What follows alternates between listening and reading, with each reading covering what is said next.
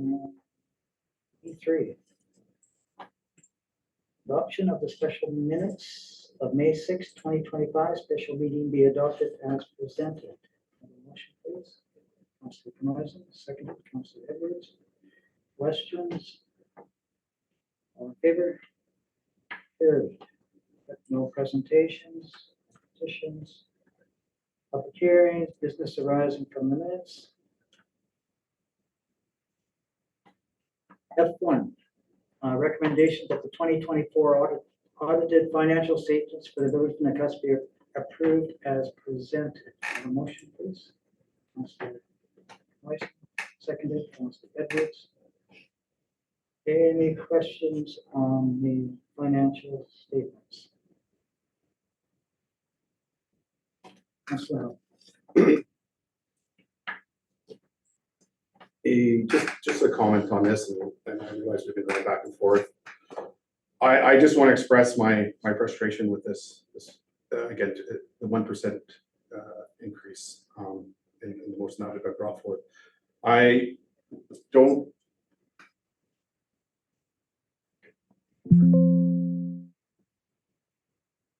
Sorry, which one are we on?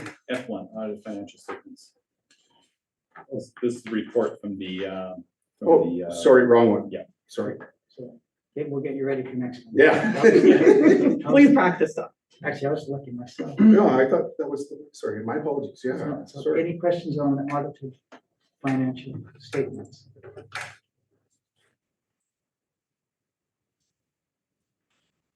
All in favor? Carried. F2. So actually, before we bring this forward, Councilor Knoison, did you on the loan authorization? No, it's not authorization this bylaw one. number It's 7? F3. This one. That's hers. It's F3. Oh boy, me and Councilor Huff are way Sorry, off. I'm way off here. Jeez. I4. Okay. Oh boy. Councilor Knows this F3. Okay, we're almost there. Sorry about that. So this one, loan authorization recommendation, the council approved borrowing from the Municipal Finance Authority of BC, British Columbia, as part of the 2025 fall borrowing session, $100,000, as authorized through loan authorization bylaw number 740, 2024, and that the regional district of Central Kootenay be requested to consent to our borrowing over a 15-year term and include the borrowing in a security issuing bylaw. Have a motion to bring this recommendation forward. Councilor Edwards. Councilor Huff. Questions? All in favor? Carried. Okay, F3. So funding request for the public engagement in the Nakusp District. I'm gonna refer this to Councilor Knoison.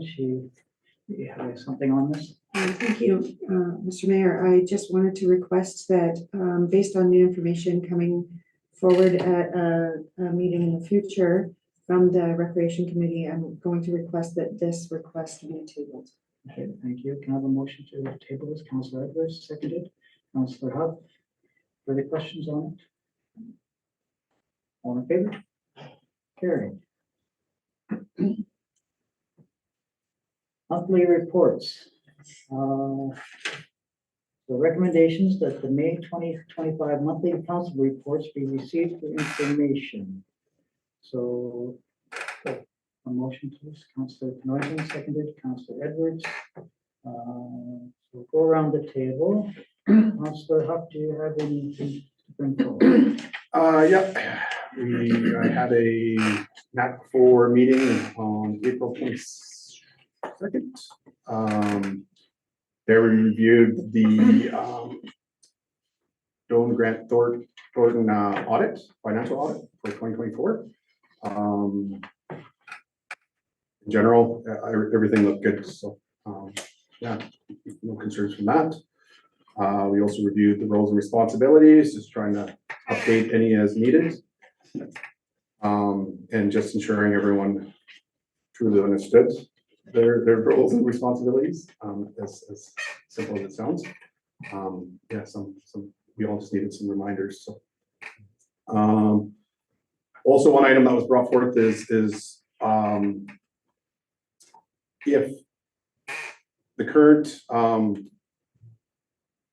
information being provided from NAC4 to council is at this time it's acceptable, or is there a different delivery method that council would like to see? I know it was discussed briefly, so just looking to see if there's anything that council would like to see changed. Okay. Another item through revenue for Q1 has decreased. It's historically typical for this time of year. Bank cash flow remains decent. So hopefully industry picks up. Market conditions have been a little up and down, so hopefully that changes this year. So I'll just give you a little feedback on the markets. We had a contractor meeting, there was over 300 people attended at the arena complex at the auditorium there, and the speaker at the time, the supervisor oversees Interfor, says it looks very promising for the forest industry going forward. He's not worried about the tariffs. He says we've got, we're looking at different ways of looking at cutting white pine. We're looking at ways of looking at different areas to deliver to other countries other than the US. But he says it looks very strong. We have probably the best wood around and anywhere else. And the States have got very poor wood as it goes south. Yeah. So actually, it was a very encouraging meeting. So I just want to share that. There were some NACPOR members there too, so they covered very well too. So yeah. So I thought that was good. Any other questions? Nope. Thank you. Any questions for Councilor? Councilor Canoison? Thank you. I don't have a report for this time, but I would like to submit a full written report about my experience in AKBLG and the value that I got from that. So I will do it for next report session. Unfortunately, I don't have the ability to do that for this time. Okay, thank you. Councilor McLaren Code, do you want me to ask Dolly Edwards, Councilor Edwards first, please? Okay, if you're okay with that. Whatever you like, Mr. Mayor. Councilor Edwards? Thank you, Mr. Mayor. I appreciate that. I do have a couple things, although I am coming off of April, which is the end of tax season. I did attend the library meeting on April 17th, which I always love to do. And as Councillor Canoison said, April 24th to 27th, I attended AKBLG. I don't have a really detailed report on that. I just wanted to highlight a couple of things. It was really informative, great for professional development and networking. I've read Councillor McLaren Coe's notes, which as always are detailed and amazing. I wanted to, we went the day early. Councillor Canoison and Councillor McLaren Coe and I went the early day for Wednesday or Thursday. And we had a really informative presentation, and a lot of the presentations were focused on infrastructure. And Mike Matechka was infrastructure services and sustainability. And the problem with aging infrastructure and not having enough resources to maintain it is systemic throughout the whole province and probably all of Canada. He said we're better recognizing the poor infrastructure that we have, water and sewer, and there's a lot of challenges to find funding for renewal and replacement and infrastructure for growth. And how can this be sustainable for a small community? So we had a whole really intensive session about that. And he said something that felt like a light bulb moment for me, because personally, like we try and take care of our stuff and take care of our homes. We look at the roof and we repair the roof and everything. But he said proactive maintenance is cheaper than reactive repairs. And that was kind of like, yeah, no kidding, it sure is. So I wanted to commend staff on everything they've done to bring our reserves up to what we have now. We're very lucky because I believe everyone was in the same boat in the province where nobody was really saving for reserves. So this was one of the really exciting speakers that we had, but there were several other, and this was kind of a topic throughout the whole AKBLG. So I just really enjoyed it, and I appreciate that I was able to attend. Thank you. All right, Councilman McLaren,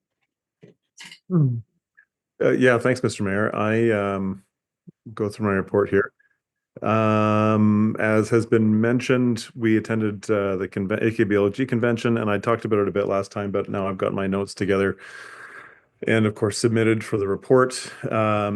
As Councillor Edwards mentioned, there was a whole day focused on infrastructure, kind of a pre-convention education day. And I'm just going to talk about some of the highlights there. Mike Matika from Cranbrook highlighted things like it's really important about how you communicate to the public. And something that we need to be consistent about is what the true cost of a service and an asset that we maintain is, what it'll take to fund it and properly, and the difficult decisions that need to be made about what council and community priorities are and how and to what level we're willing to fund them. There's a difference between, I think we need to, well, what he was saying was we need to understand the difference between what we need to have and what is nice to have. The best time to plant a tree was 40 years ago. The second best time is today. One of the themes of his talk and the whole convention really was we need to think in multi-decadal, generational timelines, not a year or quarters or even electoral terms. One of the main points was underfunding or delaying tax increases does not actually save people money in the long run. And again, we need to understand the lifetime costs of a project and not just the upfront capital costs. And on average, those tend to be about 20% are capital costs, and the remaining 80% is the maintenance and repair and replacement costs over the lifetime of an asset. Kim Fowler was also there. She is formerly of the Regional District of Nanaimo. And a couple points that she brought forward were she's very blunt, which I really appreciate. And one of them was the quality of life that our society has enjoyed over the last several decades has never really been paid for. And we are stuck paying that bill now, with the implication that things we don't pay for now will be paid for by our own kids and grandkids. She also mentioned that current levels of service and asset maintenance and management are just not sustainable without significant increases in taxes. So that was the infrastructure day. I also had the pleasure of facilitating a panel on responsible conduct with a fellow from UBCM and a consultant from Alberta, which was really interesting. I know we mentioned it last meeting, but I just wanted to congratulate our own Councillor Knoysen again for being elected to the executive. And not only did she get elected, but she beat out an incumbent and got one of the longer terms of the election. So congratulations for that. I was also acclaimed as VP, no election, so I didn't have to compete. The resolutions process was really interesting this year. It was the second year that I've chaired that committee. We had 41 resolutions, which is about 50% more than we did last year, but we managed to get through it with time to spare, which was pretty good. When you compare that with FCM, if anybody's ever been, I think there were 3 last year when I was in Calgary, and they got through, it took them 3 hours. So we're doing pretty good work here. And I just want to shout out a couple of the really good speakers that we had. Jared Basil from the Ktunaxa Nation was excellent. Mike Bouchard from Kootenay Savings he's probably smarter than most of us combined, but it was really fascinating. Norm, I'm going to mess up his name, but Norm Van Eden Petersman was from Strong Towns, which was really interesting as well. And Dr. Caroline Brookfield had a really good session to end the keynote to end the convention. So all my notes are there if anybody wants to read them. And all the presentations are, I believe, on the website already, as well as all the resolutions. And then lastly, from Regional District this past month, I think I may have said this last time, but the website is up. The new website is up and running, so please check that out. The last website was painfully atrocious, so this is a step up. Even if it weren't very good, it would be a huge step up. The chair of the RDCK is away this month, which means I get to chair the board meeting this Thursday. So if you're looking for something to do all day Thursday, tune in for some exciting watching. We've got some spicy topics to talk about, so it should actually be quite entertaining. West Transit Services Committee, there's an ongoing discussion about transit values, service levels, and delivery models in the face of rapidly increasing costs. In my notes for the board meeting from last month, I put in the references for recreation fees, if anybody was, just because that seems to come up a little bit, so just for reference for people. And my last thing to say is the Regional Innovation Chair Advisory Committee that I sit on also had a good chat about transit, and I've been talking to some of our colleagues in the East Kootenays about their challenges with transit, and we have a lot more buses than they do. So anyway, I'll just leave it there. Thanks very much.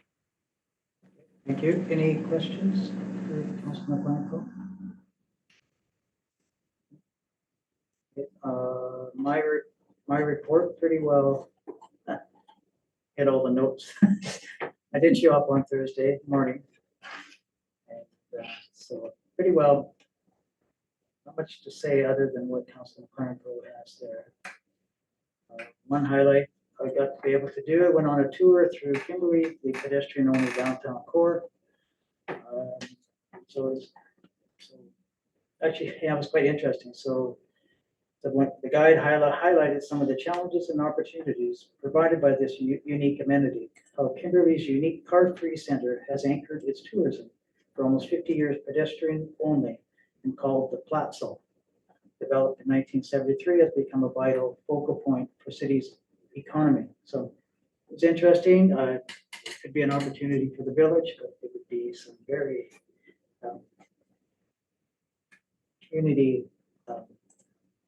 community meeting, how it would all fit in. The Platzl remains one of the few pedestrians-only downtown businesses area in Western Canada. By the late 1960s, residents of Kimberley, BC, knew that they had to diversify their local economy, which was created around the mining at the time is now decommissioned. So one of the persons mentioned we need a reason for people to want to go to the ultimate route on the highway. So you got to remember now, Kimberley is off the road. Who goes there? Maybe skiers. So everyone's being just sort of an ordinary little nice town wasn't enough. So what does that remind you of? Off the beaten path a bit. Today, the town is known for ski hill, mountain biking, and recreation opportunities, but at its heart is the town square, which residents voted in creating more than 50 years ago, voting to change busy Spokane Street into a pedestrian-only shopping area. The shopping area known as the Platzl, with intersecting cobblestone lanes that twist through the city's downtown area, is still a key part of what makes the town welcoming and one of the distinctive features that help Kimberley win Best Small Town in BC. So walkability of the Platzl it encourages our visitors to mingle with the residents while creating pedestrian-only zones. Was something that happened in some larger cities in the 1970s, but was rarely installed in smaller towns. But the community's foresight to diversify paid off, with tourist arrivals almost doubling over a decade, from 68,000 in 2011 to 128,000 in 2021. What we've learned is that if you make a street for people to walk, people will walk on it. So we found it a gathering place. So I had a few questions. I says, how do you plow this? So they said it's challenging, but they do it. If it gets piled up, it gets icy. We don't put salt down. So there are some, you're going to be very, very careful. And so how do people I look at all the stores, how do you get anything out of it? How do you carry it out of here? He said you go down the alleys.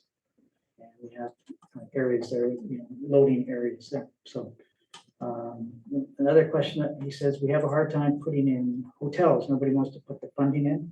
So he says, well, this was the mayor Kimberley was saying, so what we call it Airbnbs, we call them a 200-room motel. So there's another way of saying, instead of Airbnb saying a bad word, they call them a 200-room motel. So I thought that was interesting how they came to that. Also, I'll just back up a little bit. We were talking about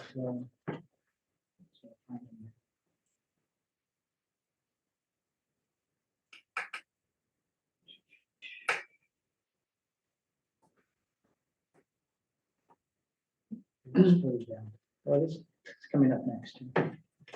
Other resolutions, oh yeah, Jared Gazel. So also there's a video there for you to watch. I don't think anybody's had a chance. So mainly, actually, I really enjoyed listening to him. So what we heard is this: you've got, for a strong community, you want to develop within by spreading out. Now you need more infrastructure, you need more pipe, and there's less tax dollars. And one good example, he says, just drive down Cranbrook. Their main drag, there are car lots, there's empty lots, and all that way. So just think of all the piping you've got, the maintenance and upkeep, and there's no tax revenue. So he said, put it all within. So actually, it was actually, you can listen to the video there, and it was very good.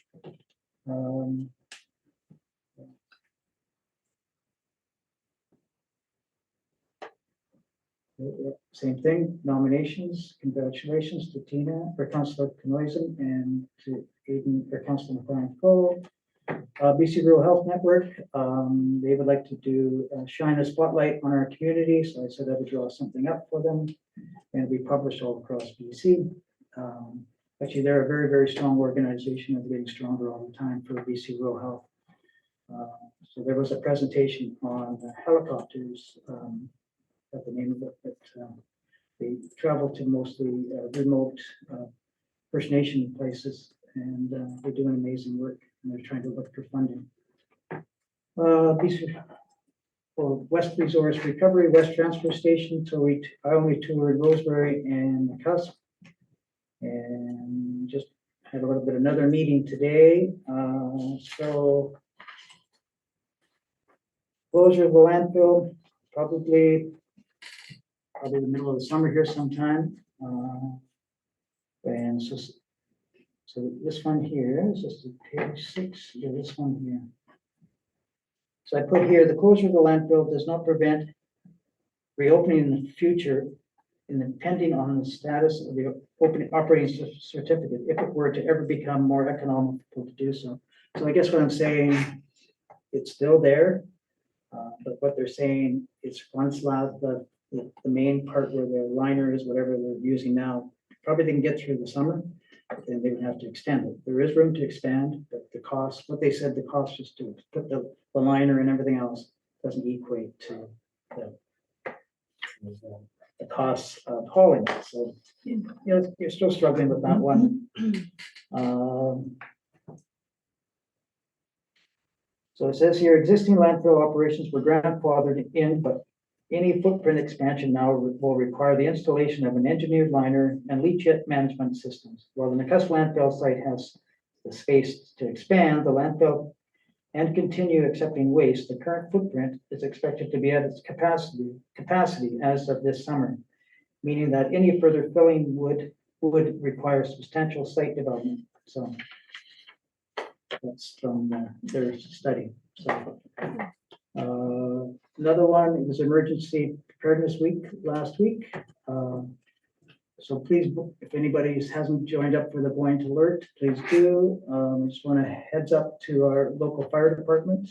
They've done an enormous amount of training.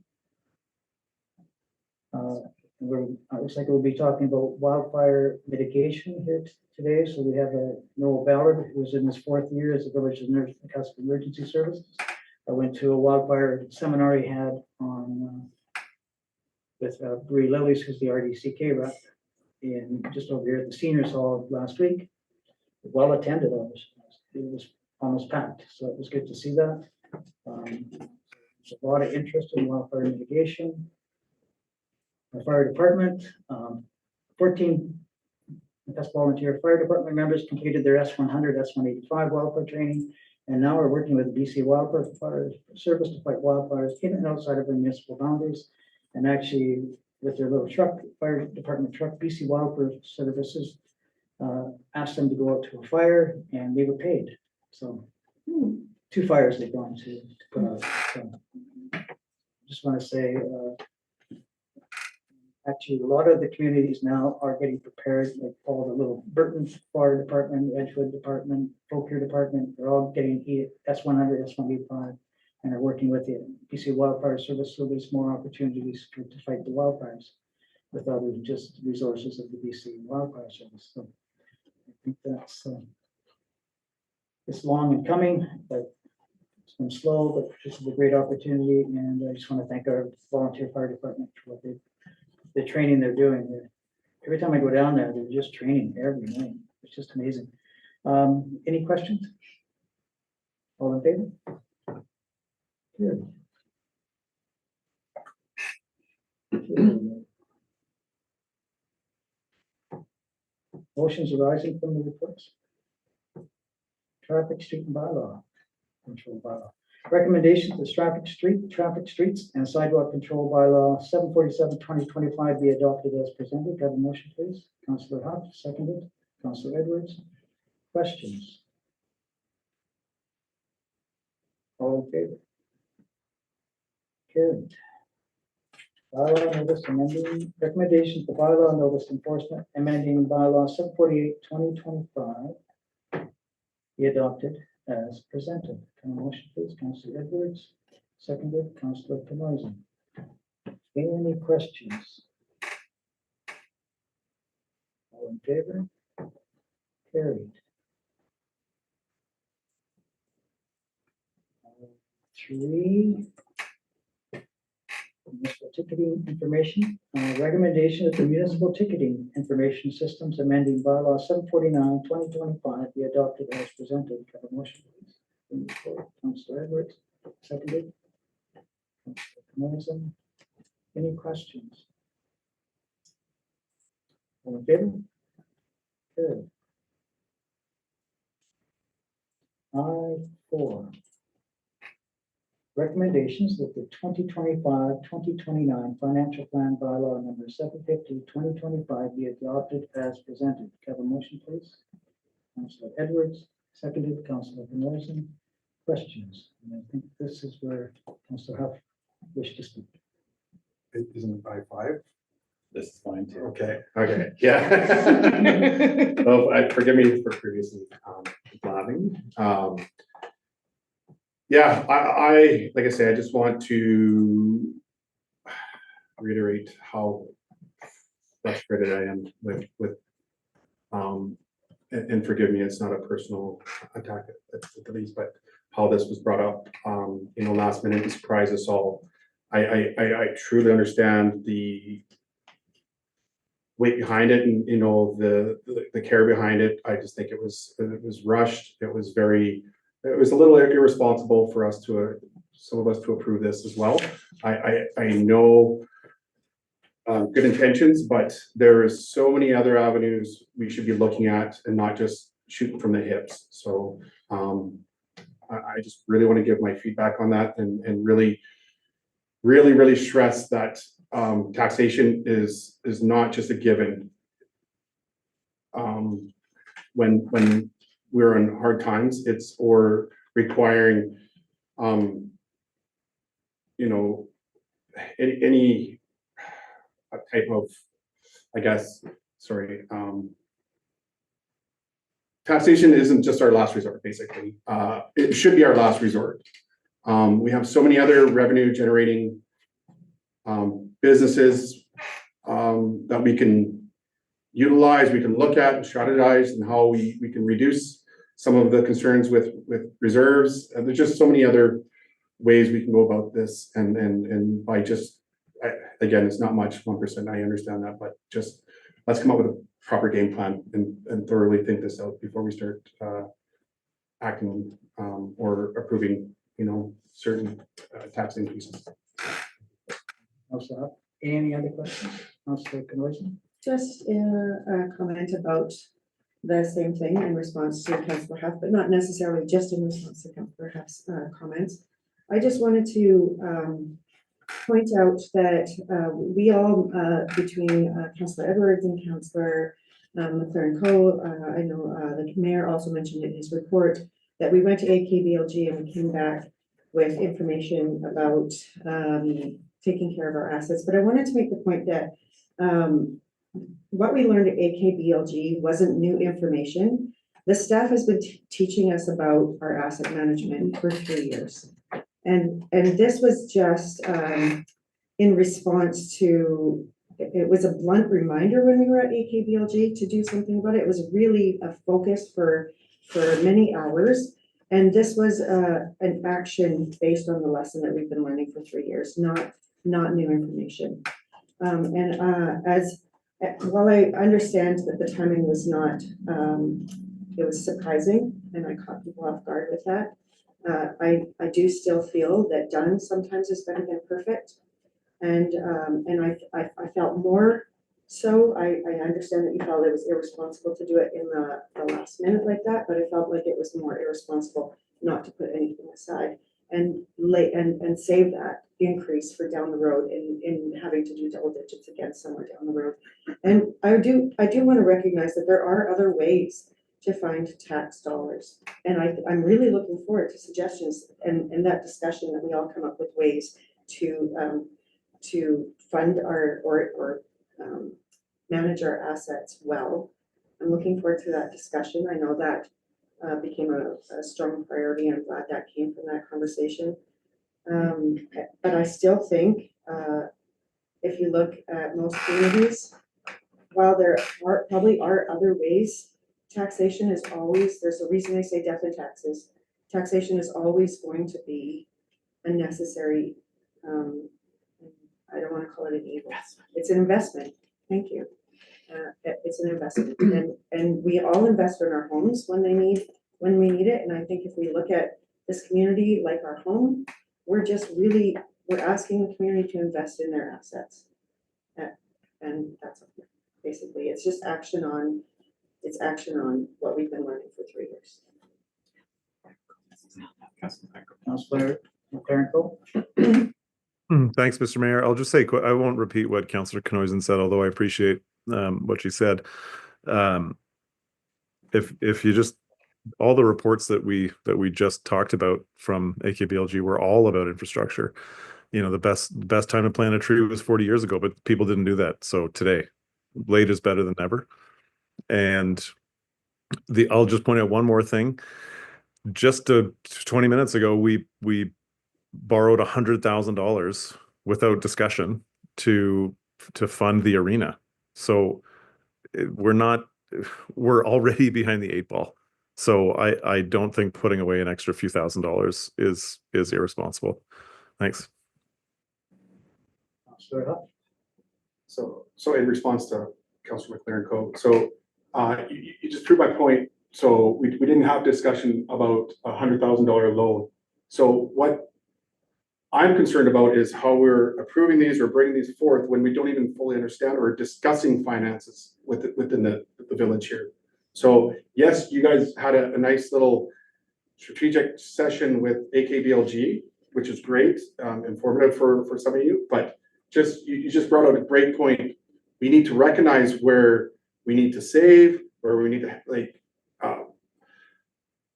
support certain areas, or where we spend the money or how we spend the money. We've been so free on how we approve things that we're not having conversations. We're not actually digging into things. We're simply just approving it. So. Thank you. Councillor Knoyson.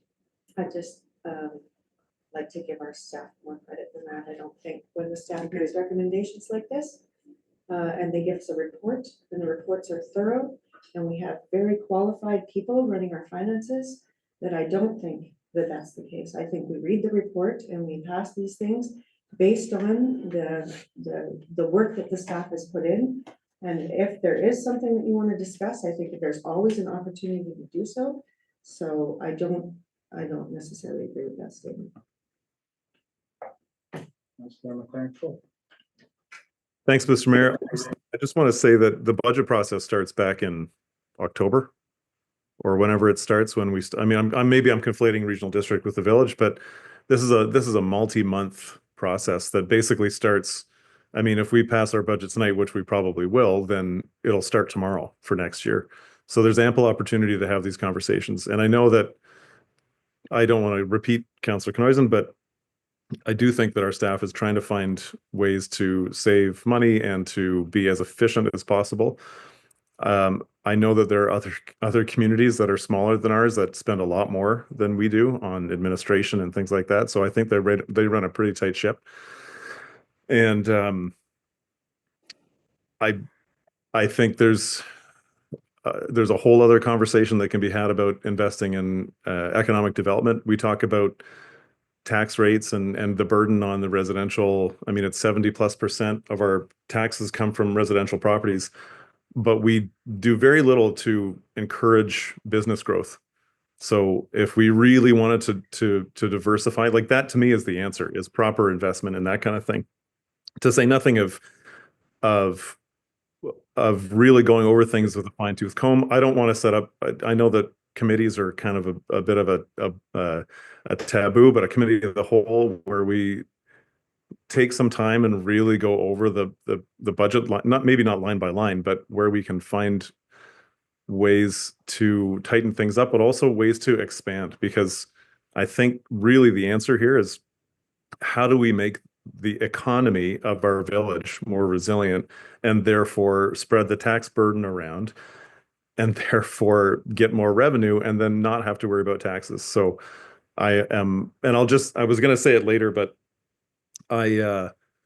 my personal job with the Nakusp Area Development Board will be over next month. So I will be free and clear to be able to talk about economic development more openly, and I have a lot of ideas that I would love to share and have wanted to share with council for the past several years. So I'll look forward to setting up a time that we can have that kind of committee, the whole discussion. Councillor Huff. Sorry, just one more comment to the mayor and staff. Sorry, my comments weren't directed through any. I totally understand. I didn't take it that way at Okay. all. Yeah, that's not how we took it. Thank you. So I'll make a few comments. I do want to appreciate the staff. It's the first time we've ever been over 1 million in our reserves. And just looking at your projection in 2029, we'll be almost very, very close to a 1.5 that we're working with. We're very, very close. So all I can say is previous councils, that was our goal to get up there. And actually, we've done an amazing job finding reserves of over 1.2 million. So up for this year. And we talk about economic development. I've been working with forestry. I've been working with many other avenues to look at economic development. There is great opportunity, and I can explain a lot more on economic development if you want. We've got land out where Isaac has got his property there. He is willing to open all that property up there for economic development. There's no water and sewer out there. So if you really want economic development, we have to put water and sewer out to those properties, make that all of our properties set up to go. So when people come to town and say, yes, here's the property here, we've set it all up. Water, sewer, it's ready to go. What have you got? I know there's other companies that want to come into our community, but the same issues. Then we look at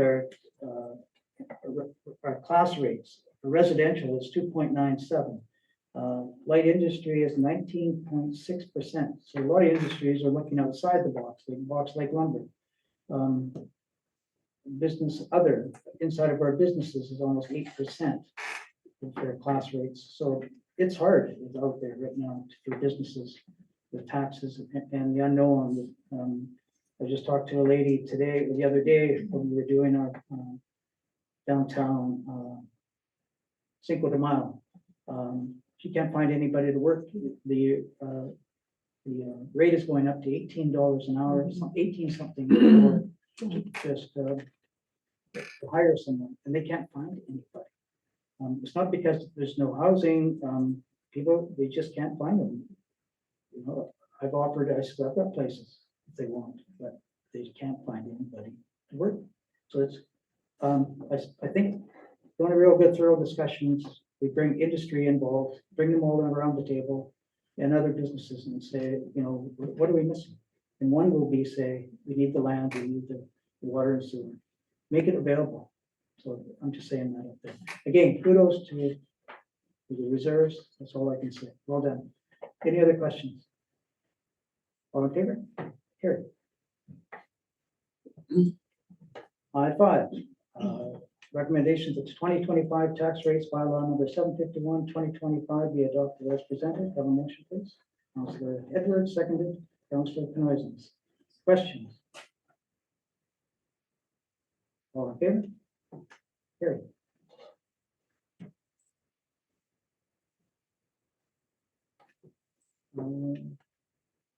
Betsy's Edge.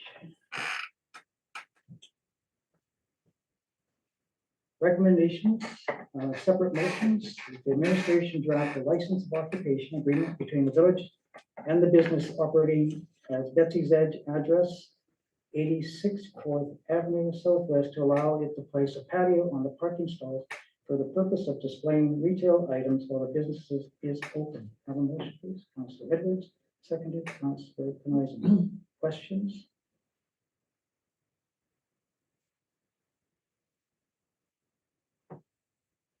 Councilor Edwards.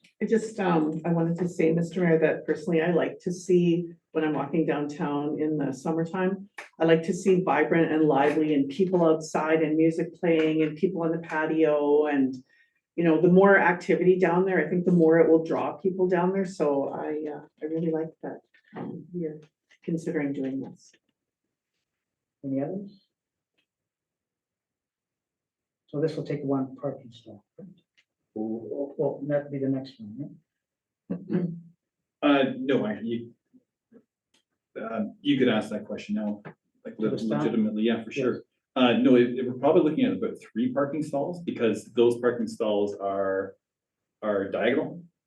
So it'd probably be up to 3 that would be taken there. However, she does have parking available at the back, so she does actually provide parking for the business to begin with. That's off street. Any other questions? All in favor? Carried. That staff be directed to amend the use of the public property bylaw number 733 to allow for all businesses located within the C1 and LD1 zones to apply for a license of occupation to occupy the public parking stalls immediately in front of the businesses, to place a cordoned off area to sell merchandise, and to bring the bylaw amendment back for council's consideration. A motion, please. Councilor Huff, seconded. Councilor Edwards, any questions? All in favor? Carried.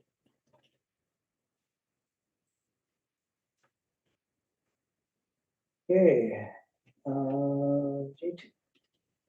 OCP update, develop the wildfire development permit area. The council directs staff to begin amending the official community plan to include the wildfire development permit area. On motion, please. Councilor Edwards, seconded. Councilor Canoisan. Questions? Councilor Clerk. Go ahead, Councilor McCarthy. Thanks, Mr. Mayor. I would just say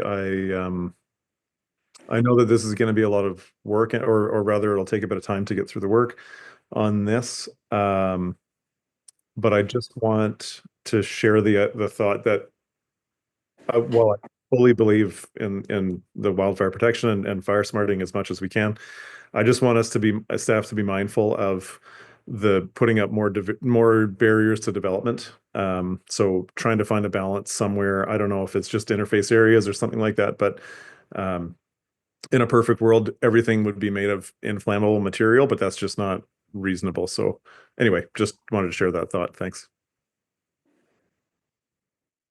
Anyone else? So I'll probably echo the same thing. Actually, it was a very informative meeting the other night at the seniors hall when Noel Bellard, our emergency coordinator, and Bree Lillies were there, and understanding. Actually, yeah, so there's an enormous amount of work. So I looked at New Denver's. That's the only one I looked at quickly. Castle, New Denver, and RDCK. And actually, I was talking to the mayor today, and he was saying that they just about lost their communities. And if you go into New Denver, the first thing you do is just see forest around the whole community. And same with Silverton. It's just they were very, very, very lucky. And a lot of that land is private land, and that's the biggest problem around here. You're going to find the same place here. So what happened there? That wildfire was on the other side of the lake. How did they get across? Embers came across and actually it burnt up at the golf course. Luckily, they got a hold of that one, but it got away over in Silverton. It all came across the lake from wildfires. So embers can cross. Back in 2003, when we had the wildfires here, embers were flying over here. into Nakusp, all the way down to Burton, Fauquier, all there. We had our departments going back and forth, putting out embers. And this, to put in a development permit, and now you gotta put in all these items. You need steel gutters, you need this and that, and then what do you grandfather in? Roofs, who's got cedar shakes, where do you draw the line? So you've gotta be, it's great, you do subdivisions, it's a great opportunity to catch it then. But the infrastructure you have now, it's pretty hard to go back to them, and especially when people are suffering right now, to go back and say, you've got to change all this, and we can't do it. So the biggest one we've got to really worry about is surrounding our community is private lands. How do we deal with it? One is we just about lost our community twice, right behind the hospital. Somebody was in there, had a campfire, got away, they took off. Our fire department hadn't got there, we could have lost the hospital, everything. So that is all private land. I'm not sure how you deal with that. You go down 10th Avenue, on that side of it there. They're all those properties have enormous amount of trees. So I'm not sure, how do you tell people you have to do this? So anyway, there's a lot of rules and regulations. I think this would be a slow process, but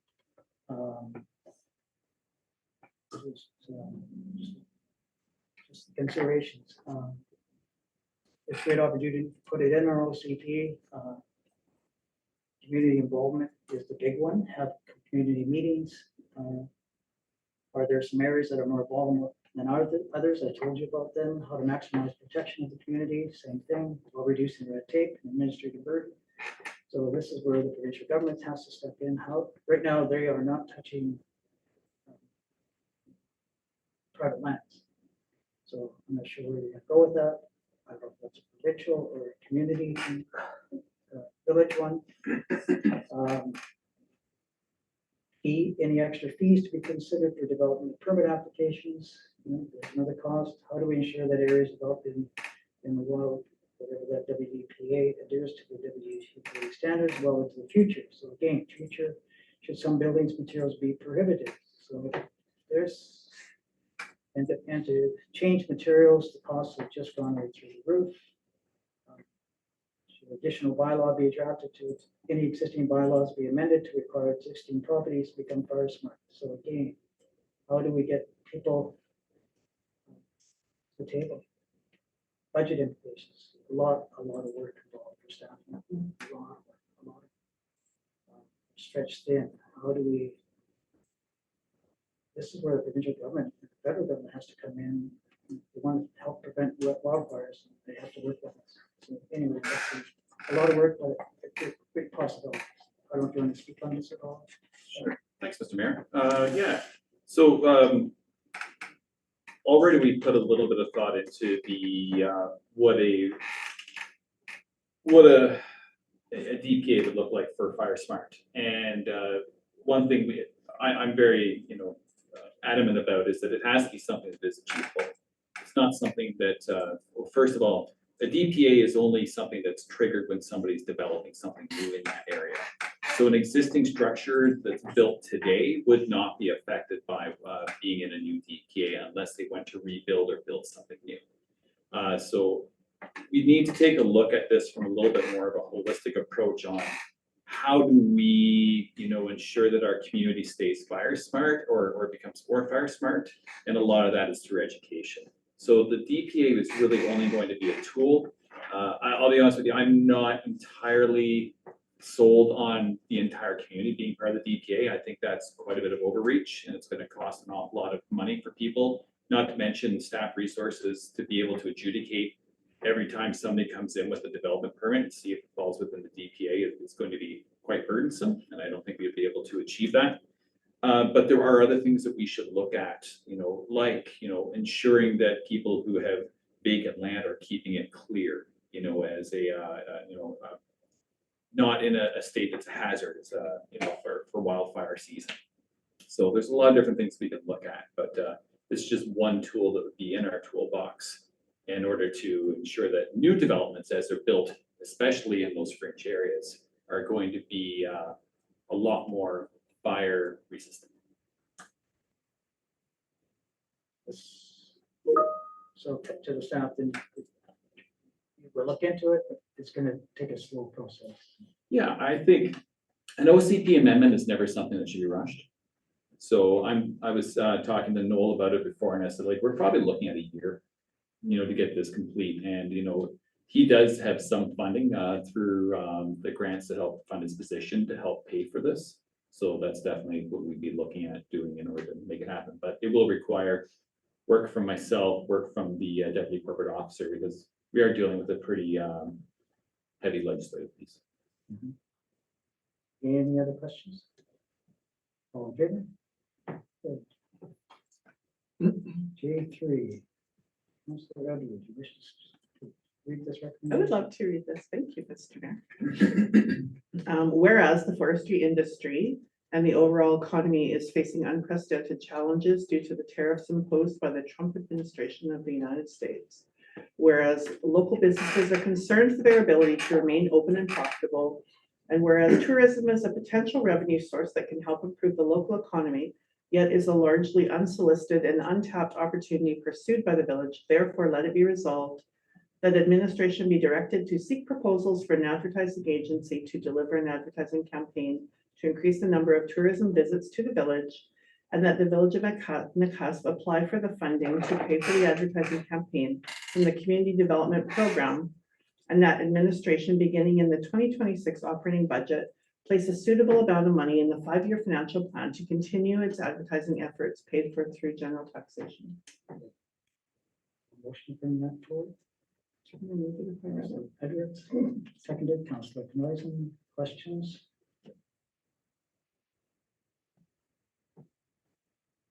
Councilor I Edwards? just wanted to speak to this, Mr. Mayor. The reason, I was speaking with several downtown merchants, and last year was probably one of the worst years they've ever had.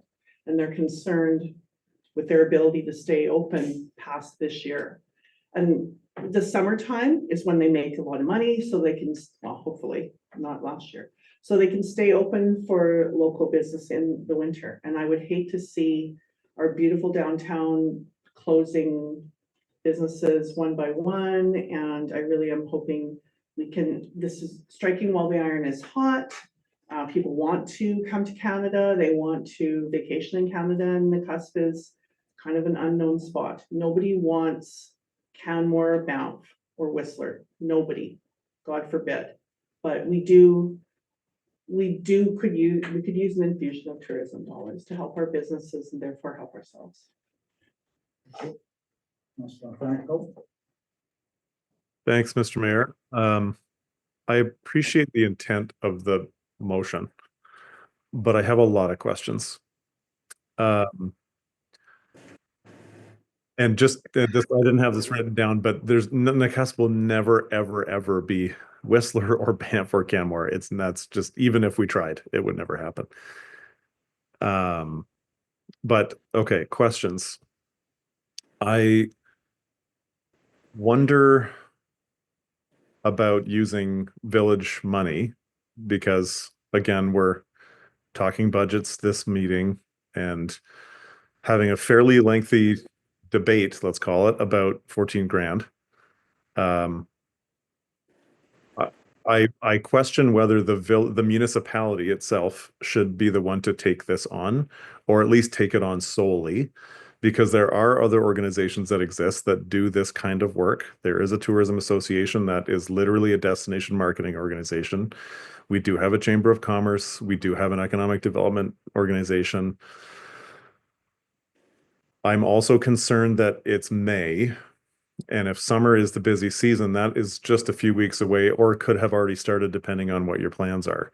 So I'm worried about putting money into something too late for this year. I also know from my time in economic development and the tourism business, and I should say I was on the business development or business advisory committee that started the Tourism Association and was on that board for several years. I'm okay with potentially putting some effort into a short-term benefit right now, but I also think that this should, if council supports the idea, form a much more strategic approach to how we go about supporting tourism or any business for that matter. And that speaks to kind of what I said before about having a better economic development strategy. So I will just leave it at that for now. And if there's more, I'll just leave it at that for now. Thank you. So I do have a question. The Arrowsmith Lakes Tourism Association, right now, do we have a contract and when does that end? Yeah, 2028, then there is it a contract? What it is? Yeah, we had to agree through legislation through the province to provide them with all the MRDT money to go towards it. So the chances of us being able to pull out of that is my understanding, highly unlikely. Can I just supplement then? Can I ask that we can reach out to the Arrowsmith Lakes Tourism Association, ask for a meeting, saying we put most of the funding into our community, come out of our area. And we haven't seen much benefit of it. And we would like to see more funding in there. And that could be a topic, saying we need, there's an opportunity there. We also give $10,000 to the chamber. We also give $10,000 every year annually to the NAB. Is there a window in there to help us? Like the $10,000, I'm not sure what that covers for the chamber. Does that in just administration? Yeah, sorry, Mr. Mayor, it's a fee for service agreement for them having the tourist info center. They run it for us on our behalf, so that's our contribution towards wages for them to carry that out. If I might, Mr. Mayor, in terms of ASTA, would you prefer that I ask them to come to council and do a presentation to say, hey, what are you doing for us this year? Personally, that would be my, I think we need to know more. And the amount that actually, I really need to know how much we actually give out. It should be they shouldn't be able to hide them. I don't know why, but every time I ask for that figure, they will not provide it. So that would be one of the questions we would ask. Prior. Councilor McLaren. Thanks, Mr. Mayor. Just to echo what the CAO just said, when I was on that board, we asked for breakouts and we never got them. But just a bit of history as well. There was a local government rep from both the Arrow Lakes Valley and the Slocan Valley, but they eliminated those positions. They were ex officio, they were non-voting roles, but even still, they got rid of them. And if I recall correctly, our own CAO had applied to join, and they had rejected his membership. So I don't know that a delegation will be terribly helpful. I think if we really want to work with them, I think asking, not to put it on staff's plate, but asking staff to try to arrange some kind of beneficial relationship, because a delegation will just be a waste of a month. Thank you, Councilor McLaren. We're just about a meeting with staff and some of the members, council members, I'm not sure. This is what we want to do. We could tell them, our communities need funding. Yeah, if that's what council wants, I can set that up. I'll just state, like, in the past, I have spoken to ASTA. Now it was, with a different board at the time, different board members. It was 3 years ago. And I tried to work with them, and because my background is tourism. And I don't know if they're more interested in working with me as the CAO, but at the time they weren't. That's why I don't know. You tell me what you want. I don't know what is the best way to approach. To the staff and the CAO and to the council. Actually, I do know one of the reps that lives locally here. I don't mind meeting with them one-on-one, even to see where we can go with it to get it started. Thank you, Mr. Mayor.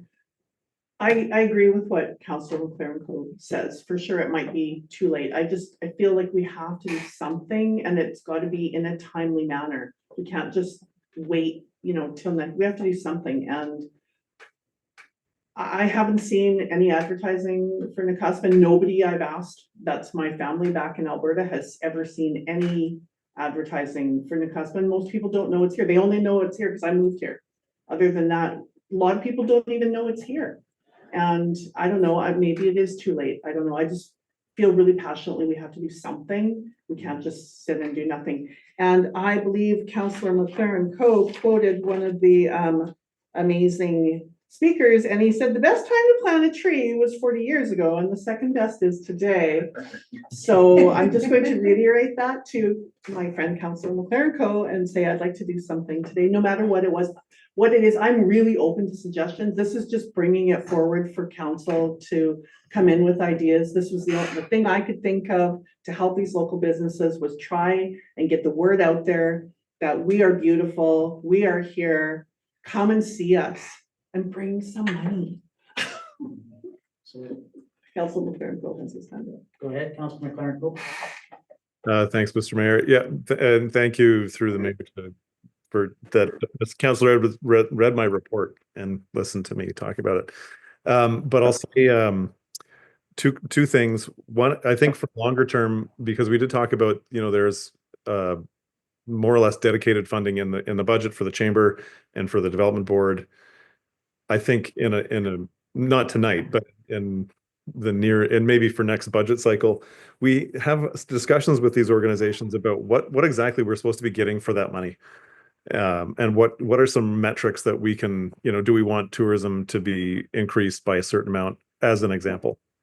My second point is, again, with the background in tourism and marketing, it's really easy to throw money at something. And I get that it's planting a tree today, but the question that we'd always ask ourselves in this situation is, if we're going to spend, I don't know, $10,000 or $20,000, like, would we be better served to just give that directly to these businesses? I know we can't do that, but are we actually benefiting them to the tune of what we're investing? And that is really difficult to measure, and it's really difficult to measure if you do it last minute and in a kind of haphazard way. So I'm not against supporting the industry. I'm just concerned about, as Councillor Huff said, earlier about the tax rates, doing something kind of last minute and not thoughtlessly, but not thoughtfully. So thanks. Councilor Edwards. I thank you, Mr. Mayor, through the mayor, to Councilor McLaren Co. I don't disagree. It's maybe not thoughtfully. That's why I'm bringing it up, so we can talk about it. So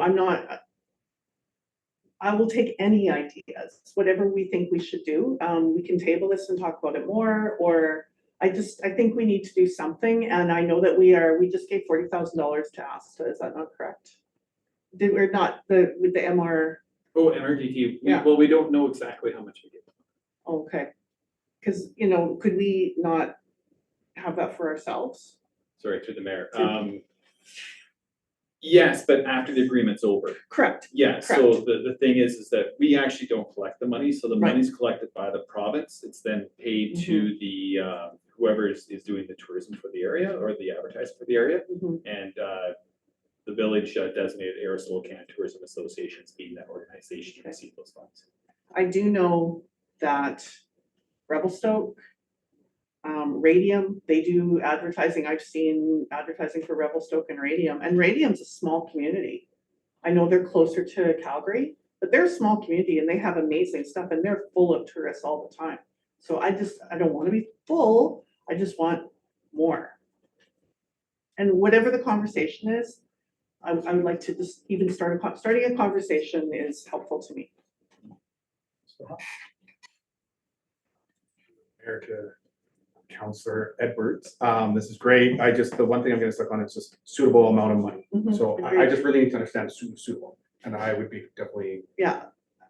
You'll take a decision. Yeah. To the mayor, to staff, I think our CIO has a history in promoting tourism, is that correct? So, I'm just wondering, there isn't a recommendation with this, but I'm just wondering if staff has any recommendations? Yes, so right now, the village is already allocated its budget. So I think right now the question would be, where's the money going to come from, which of course we said here, the community development program. I will say that we have about $6,000 available left, in the Hot Springs budget, which is something for advertising, which is something that could be utilized. We did do a little bit of reaching out just to get some information for what we could do. There was one marketing company that said they would be able to do a small campaign for $6,000 for the Hot Springs. What that looks like, I have no idea, because it just said they could do it. I don't even know what the deliverables would be. Our thought is, as staff, is we should probably be targeting a certain time of year if you really want to do it this year, and really be focusing more our thoughts on what is it that we could do for next year as a full campaign. But if we wanted to do something limited, there was two pieces of low-hanging fruit that came to mind. One was shoulder season. We probably don't need to have, provided we don't have any wildfires this year, because wildfires last year is really what put the damper on tourism for the summer.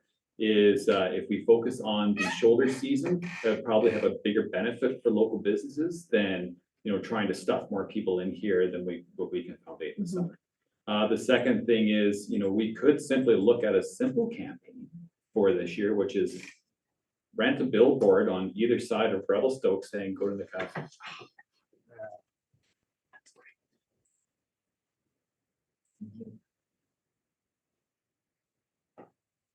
Mr. McLaren.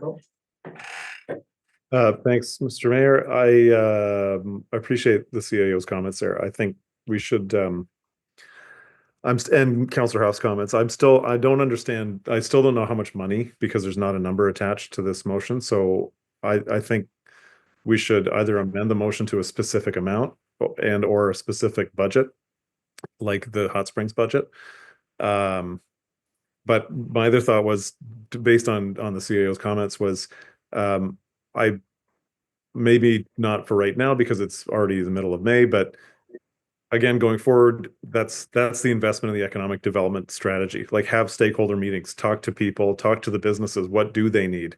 Are they full in summer? Do they need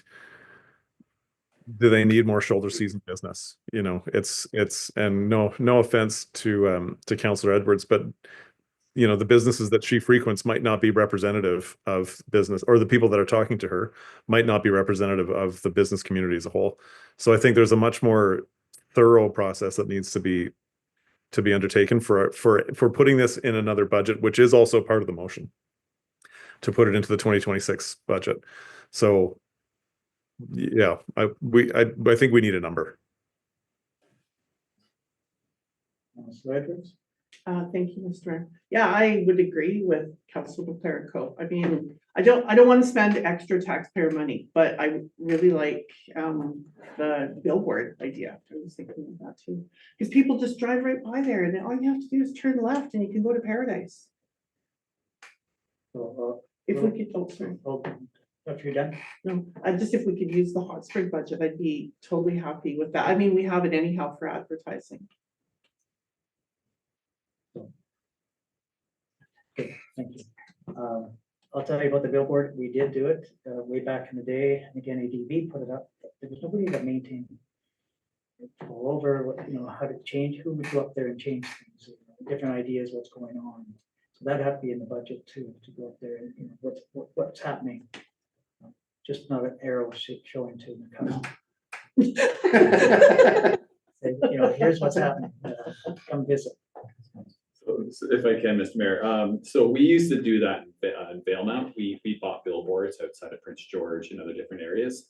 So yeah, that's part of what I would suggest. Is if that's something that council is interested in, you're right. Yeah, you have to know what the budget's going to be to have that kind of billboard. You need to know what's the design cost going to be, how much is the rent for it, how much it costs to install it, how much it costs to take it down, because all those things factor in.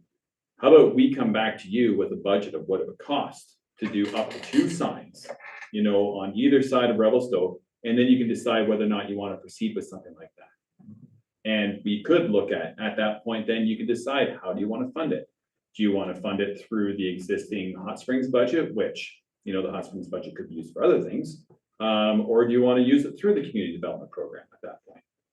And that way, at least we're coming back to you with a little bit more information on, you know, what the deliverable could be. And then we can have that conversation in September or August, where we're talking about budget, saying, okay, what do we want to be looking at in terms of an advertising budget to increase tourism to this community? What makes sense? How are we going to fund it? You know, and have that way you can have a more detailed plan of what it's going to look like next year. So this we kind of bridge the gap, you can say. Councillor Canoy? I like what you're saying, and the only question I have is, would it be prudent to put 2 signs at Revelstoke, or say 1 sign at Revelstoke and 1 sign in the highly populated tourist area of maybe Kelowna?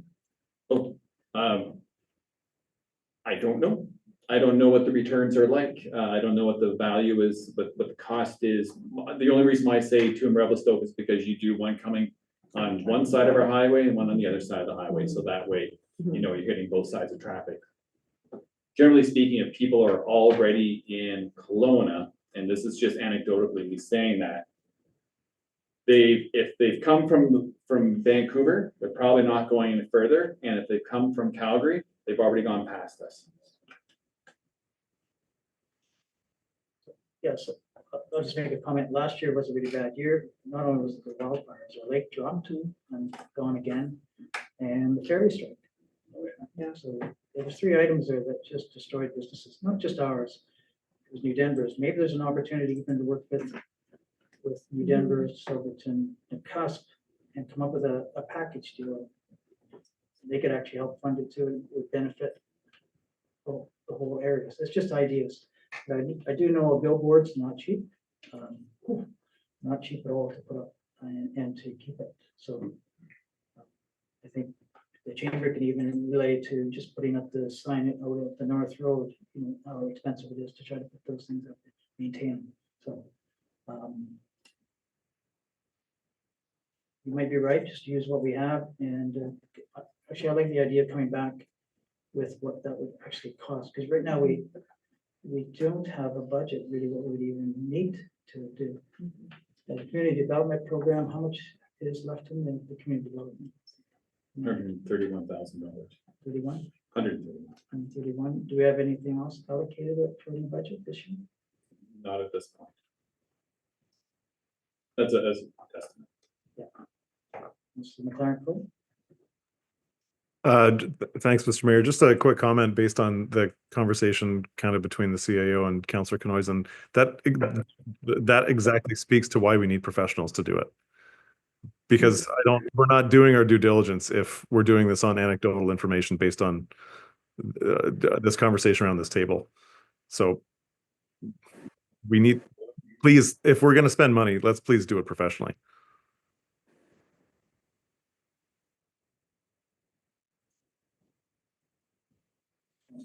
Thank you, Mr. I 100% agree with Councilor McLaren Co. We need professionals. This is not my area of expertise.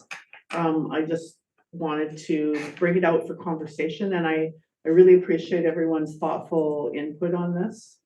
And thanks to the CAO for that great idea with the billboard. And I don't want to spend a whole bunch of taxpayer money. I just want to maybe drum up a little bit of interest and get people coming and word of mouth, and maybe just get a little bit more dollars in our businesses' pockets. Staff, is this something that you could come back to us at the next council meeting? Is this putting too much on your plate? I'll do my best. If I can't get it to you by this next meeting, it'll be as soon as possible. Okay. Any other questions?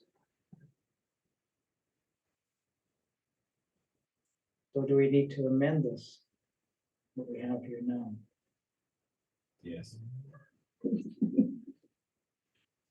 There's a couple ways of doing it. You can amend it, in which case you might want to say something along those lines, that administration be directed to come back to council, wait a second. Just defeat it and make new ones. I'm sorry, Just defeat it and make new ones. okay, so all in favor? Opposed? Opposed. Carried. Anyone wish to bring another motion? Councilor Edwards. I'm not quite sure how to phrase it, though, Mr. Mayor, perhaps the CAO can help me. What do you want? No, seriously, so, which aspects of it are you saying come back to council with a, like, the cost to rent a billboard? Maybe, Okay, yeah, okay, so staff be directed to return to council with the cost to erect or to advertise on billboards on Highway 1. mhm. And then and then I guess this is just something that you'll discuss at, yeah, and just Yeah. leave it at that? Yeah. Okay. I make that motion. Okay, seconded. Councilor Hub, any further questions? Favor? You did it. Oh. Councilor Has his Plansel? hand up. Sorry for I didn't quite hear it. This is specific to Highway 1? Yeah, that was my thought, unless you want it to be somewhere else. Well, I'm not an expert, so I don't know where it's supposed to go. It just sounds restrictive to just pick one particular spot if we don't really know what we're doing. She would be on Highway 23 and Highway 1 on the junction. Yeah, If I may, I guess my question is, do we have to be prescriptive about where it goes? Can we just leave it open? Not my motion. can I amend it? It's cost different in different places, isn't You just stated how you want it. Okay, so I make a motion that staff be directed to come back with the cost of 2 billboards to be placed in a location to be determined. Okay, You want flashing lights? yes. Ew. Can I get fireworks too? Any, oh. did you pass the motion? No, we need a seconder. Seconder? Do you want a second, Stu?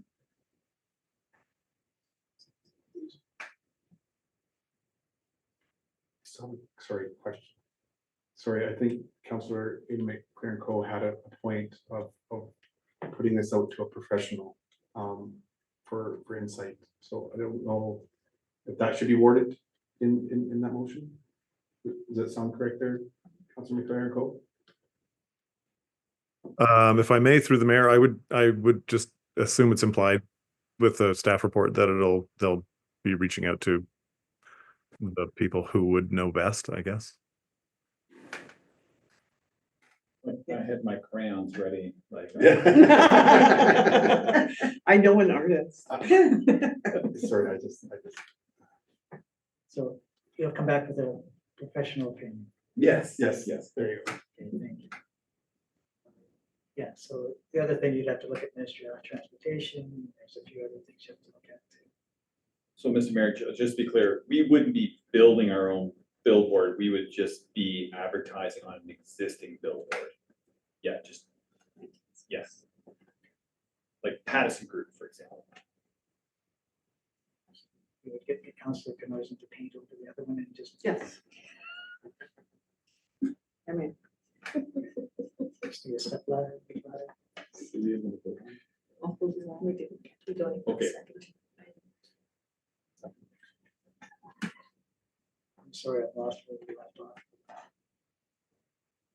Yeah.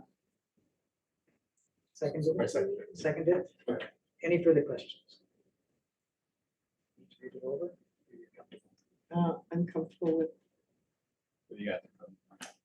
That staff be directed to come back with the cost of 2 billboards, location to be determined. Any other questions? All in favor? Carried. thank you guys. Information items.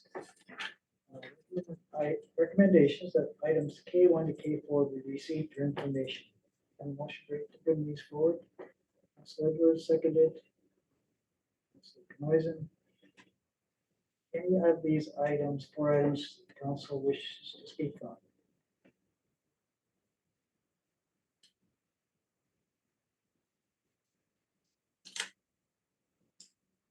None? Okay, I'll speak on K3. I don't know if anybody's read the K3 one. It's like interior health.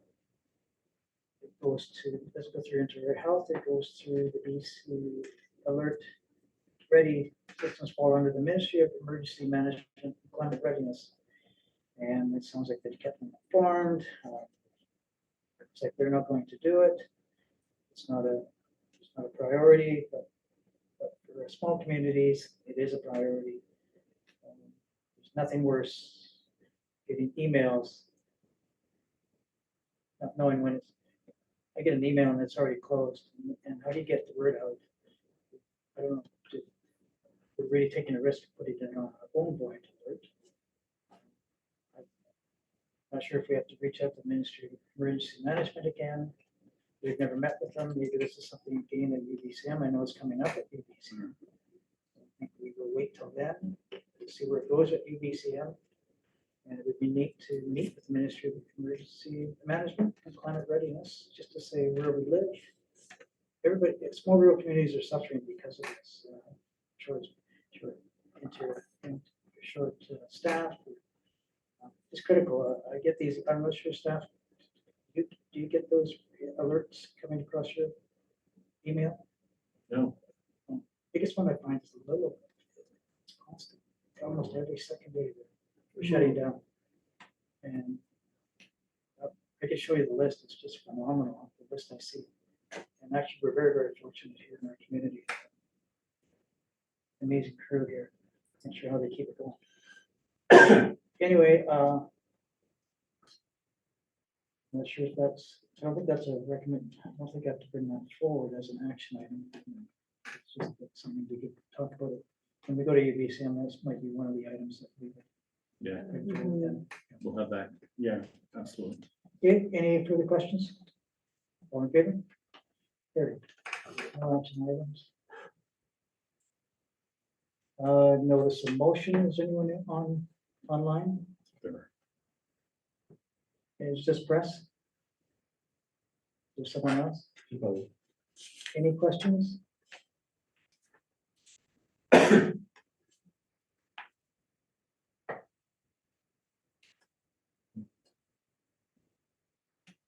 Nothing. No questions? Okay, no questions, we'll go into notice in camera that in accordance with section 90.1 of part A of a council meeting may be closed for public. If the subject matter being considered relates to or is one or more of the following: the acquisition, disposition, or exploration of land or improvements, if the council considers that disclosure could reasonably be expected to harm the interests of the municipality, that persons other than council members and municipal officers be excluded from the meeting. Okay, have a motion to go into in camera. Councilor Edwards, seconded, Councilor Eisen. We will close the meeting